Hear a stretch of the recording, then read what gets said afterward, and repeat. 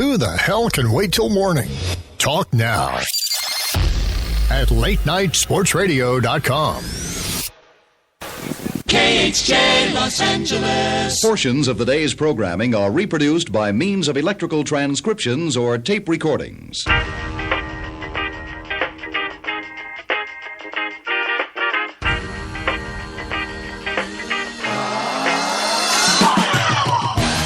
right, and we're back. God, that was a quick break, wasn't it, Steven? It felt like just seconds flew by. Time flies when you're having fun. 87 Live on 87 Sports Fans. I'm sorry, latenightsportsradio.com. Wow. We're reverting back to the old days. Yeah, right? Late Night Sports Radio. National Championship game going on right now. About to return from halftime with Ohio. Spit it out, Keith. What's that? Said spit it out, Keith. I know. Ohio State leading 21-10 still. But right now, let's take a dance around the NBA and the games going on tonight, because the concept of this whole thing is talk sports as they happen. So let's go with current events. And the first game up, we had the Boston Celtics beating the New Orleans Pelicans 108-100. Anthony Davis with 34 points, 9 boards, 3 blocks.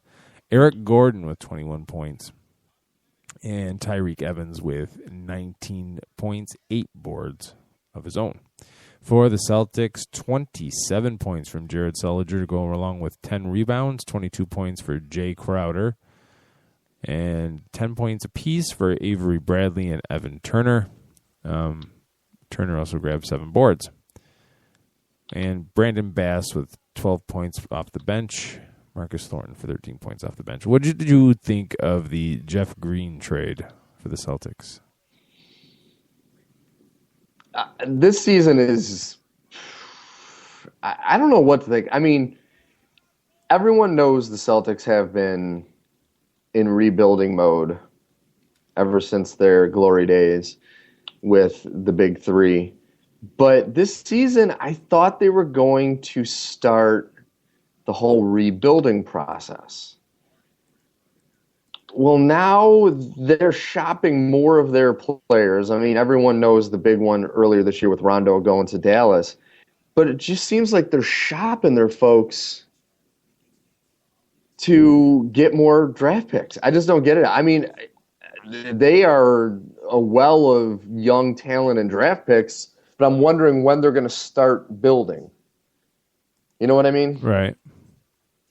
And even though Jeff Green wasn't, I mean, he's not an A-list player, he's still a solid player. I liked him. And I'm just wondering exactly where they're thinking. I mean, Tayshaun Prince, really?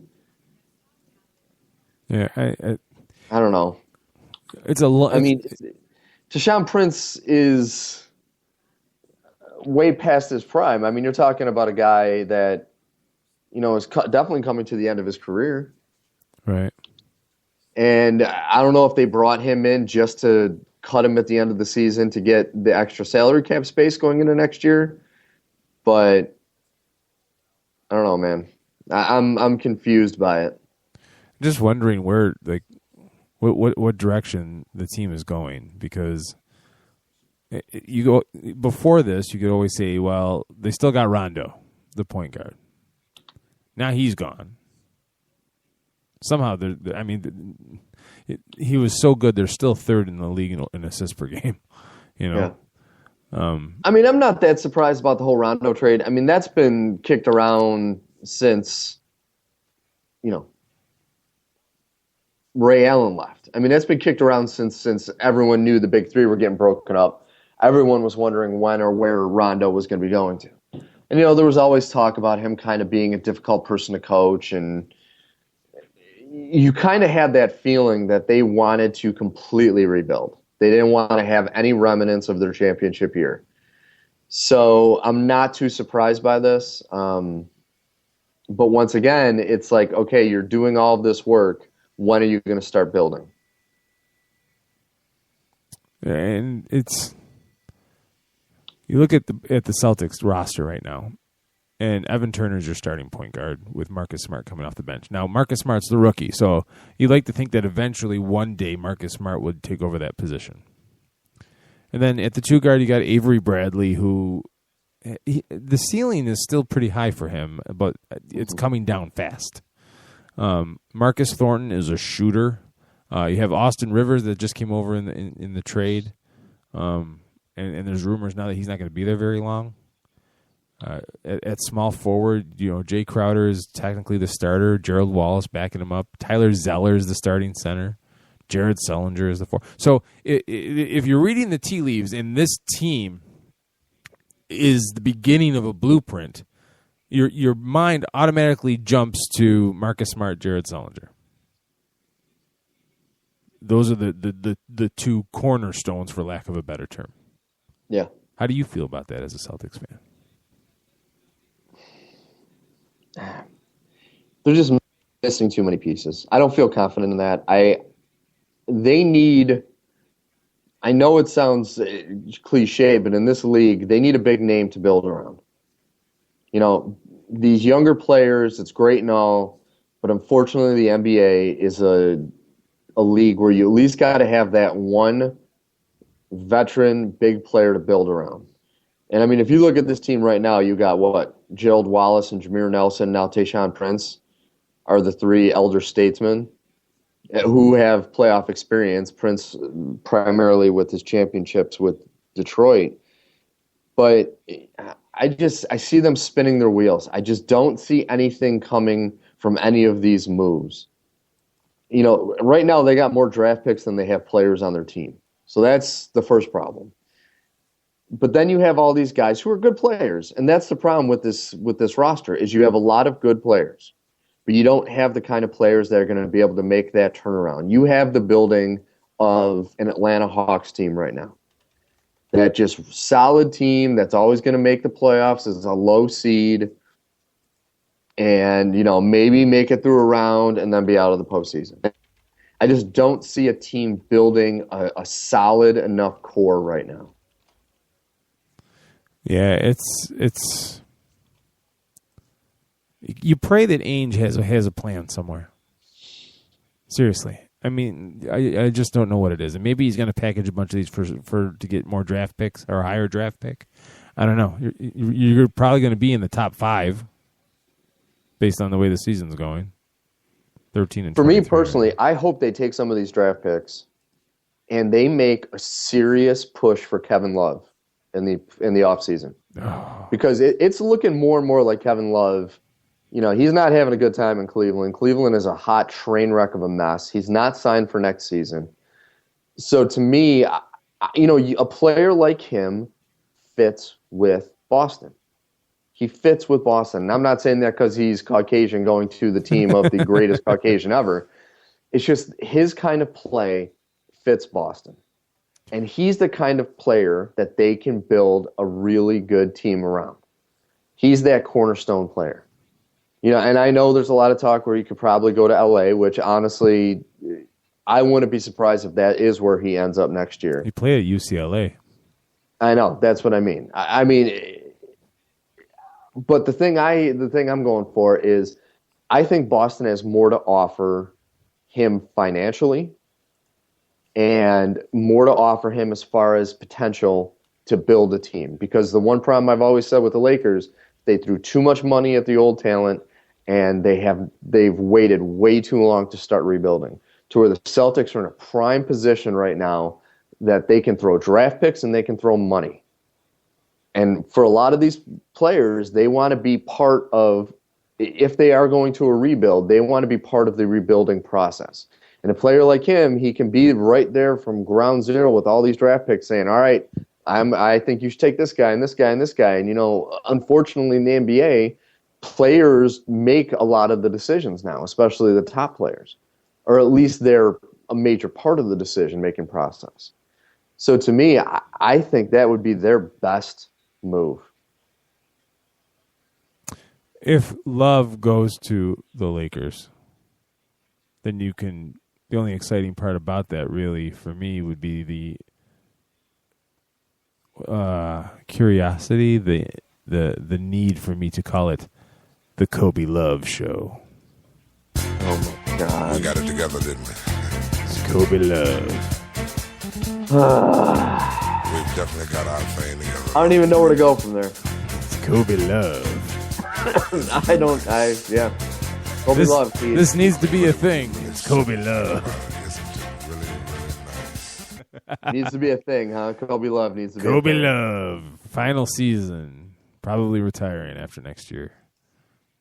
You would hope he's going to retire. Because have you heard the rumor going around now that they're kicking around the idea of potentially sitting him after the All-Star break for the rest of the year. For what? To rest for next season because they're hoping to build a better team. So Because basically, they're that bad. we're not calling it tanking. We're just not going to play our best player. Nope. But that's not tanking. That's not tanking. Because he's just old. He's under contract. We're still going to pay him. He'll be on the bench if we need him, but we're not going to start him. Yep. But that's not tanking. That's so stupid. It really is. I mean, it's dumb. All right. But it's What? it's the way of the world right now, especially in the NBA. You know, that's once again, it's become a league that I only keep tabs on it now for the show. I'll look up what's going on with the games, what's going on with the players, just because of this show. My love for basketball, I shouldn't say that. My love for the NBA has gotten just completely obliterated by the level of play, the way that, what we've just discussed, where the teams are now thinking more about what's best for the business than best for the fans, and it's just gotten ridiculous. Because like even the LeBron James thing, with him sitting with his injury, a lot of reports going on out there saying that he's really not that hurt, and he easily could have played instead of sitting the last couple weeks. And so you have all of these people, especially the Cleveland Cavalier fans, who bought their season tickets because of him the day he got signed, who are now going to these games spending a ton of money, and he's not there. It's disgusting. It really is. And people wonder why the NBA is falling behind all the other major sports. There's just not very many compelling players anymore. No. You know what I mean? Not at all. Who would you say is and Ohio State just fumbled again? Wow, sorry, I stopped my thought mid-sentence there. Or was I going with that? Oh, there's just not that many. I have no idea. Who would you say is the best player in the NBA right now? Best player in the NBA as we speak. Oh my God, that's a tough one. Anthony Davis? No, I was saying, would you say LeBron? No, he's playing he's not playing nearly as well as he can. I'd say Anthony Davis is the best player in the league right now because you can't say Carmelo. He's on one of the worst teams in the league, and he's been injured.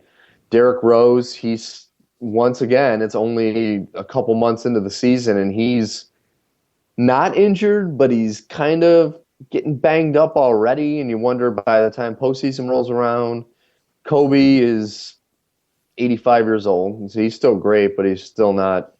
And then what are you going to say? Like Dwight Howard? I still don't think he's nearly the best player in the league. You could say Tim Duncan, but he's also ancient. So I would stick with Anthony Davis. I think he's the best player in the league right now. The leaders in player efficiency rating right now: Anthony Davis, Russell Westbrook, Stephen Curry, DeMarcus Cousins, James Harden. That's your top five. Yeah. So, and Stephen Curry is a close second. He's a nice player. He's fantastic. He is absolutely fantastic. And that team is fun to watch. Golden State is, honestly, and I'm going to say this legitimately, and I don't mean it as a dig, I mean it as a positive. He reminds me of, that team reminds me a lot of Showtime.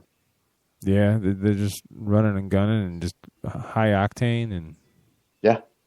I mean, 120, 130 points a night. They can do that without blinking an eye. It's just awesome. It really is.